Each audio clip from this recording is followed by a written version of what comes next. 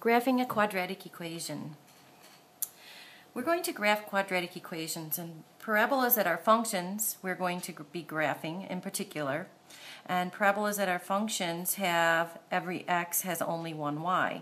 So they would open up, open down, they can open wide like this.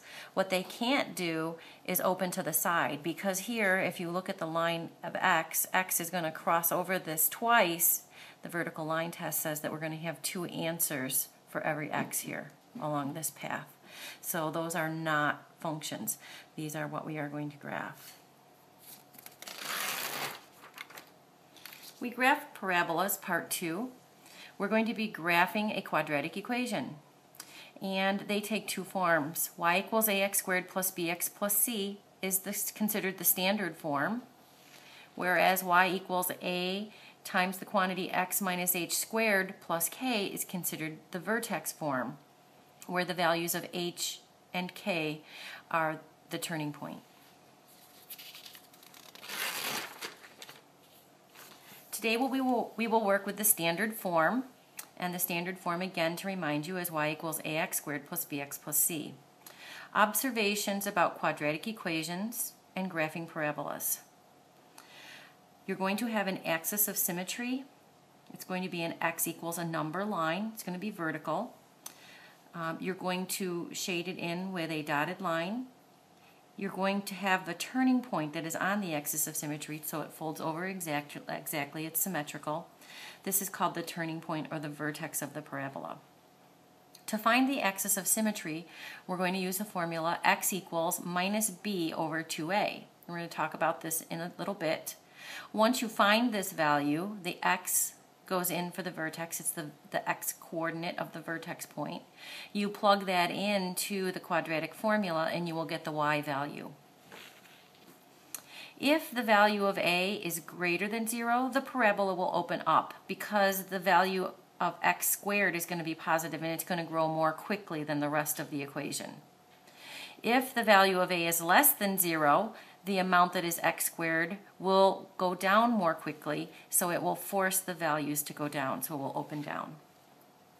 The roots of a parabola are going to be its x-intercepts, and if you look at the x-axis, it's going to be where it crosses the x-axis, and it can cross the x-axis in 3 different ways.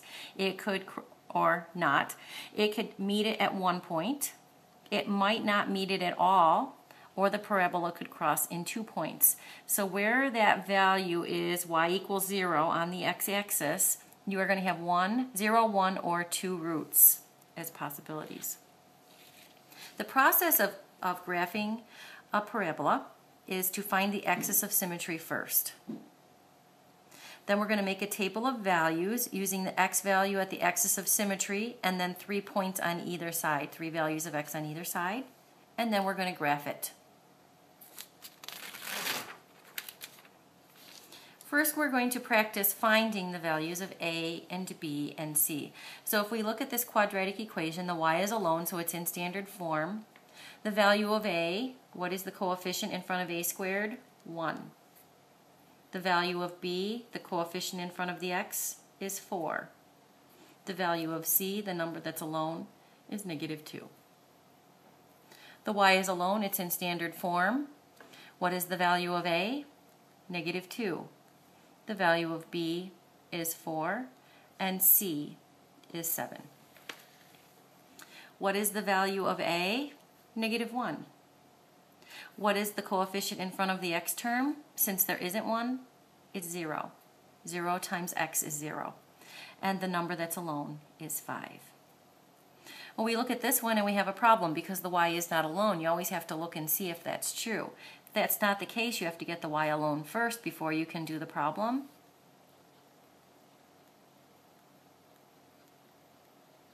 So the a, the coefficient in front of the x squared, is a 1, b is negative 5, and c is negative 13.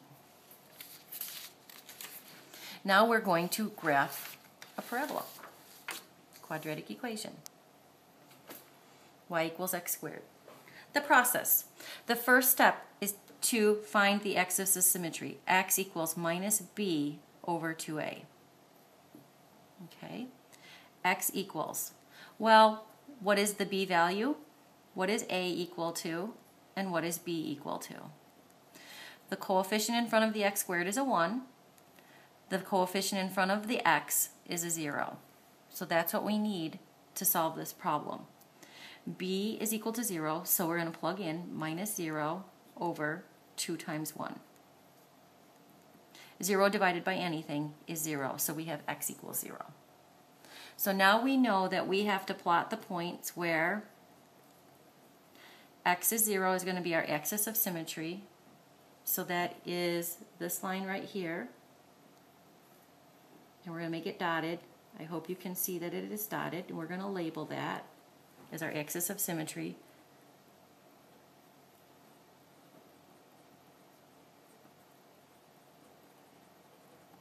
Okay. And we have to do 3 values above and below the 0.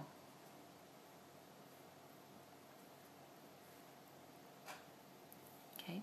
Negative 3 squared is 9. Negative 2 squared is 4. Negative 1 squared is 1. 0 squared is 0. 1 squared is 1. 2 squared is 4. 3 squared is 9. Where did I get that? I just plugged those values in here mentally. So now we have the points of our parabola, our quadratic equation. We have to plot the points negative 3, 9.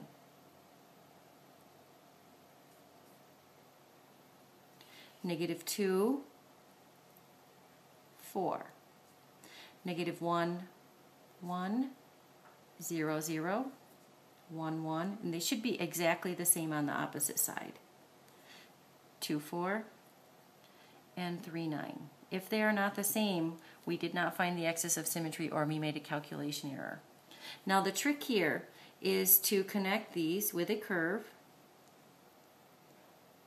not making a point down here.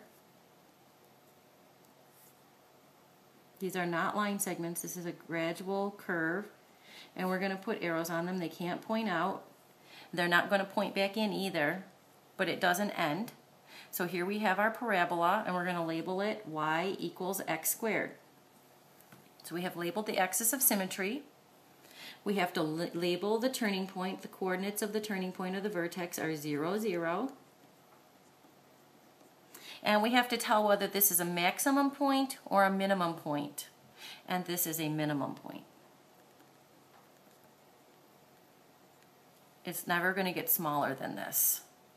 We'll talk about the roots later, but the value where it touches the x-axis is also a root, and it is the solution to the quadratic equation 0 equals x squared, and the only root is at 0. We're going to do another one now. This one is done. Y equals minus x squared minus 6x minus 8. X equals minus b over 2a.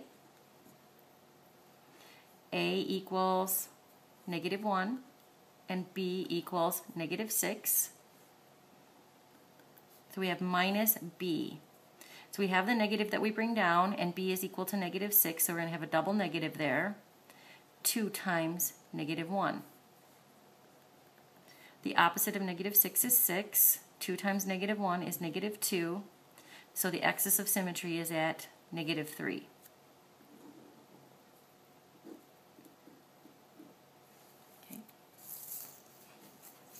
I don't know where I want to put my x-axis yet because I may want to move it all the way down here depending on what my values are. So what I'm going to do first is use my calculator.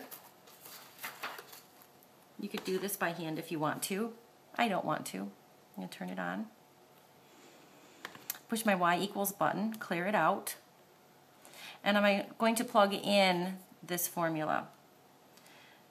Minus x quantity squared minus 6x minus 8. And what I want to do is look at the table. Second table. My axis of symmetry is where x equals negative 3. So I want the negative 3 to be in the center of my values. And it's not. It's way up here at the top. So I'm going to move it down. Oh, going the wrong way. So that negative 3 is in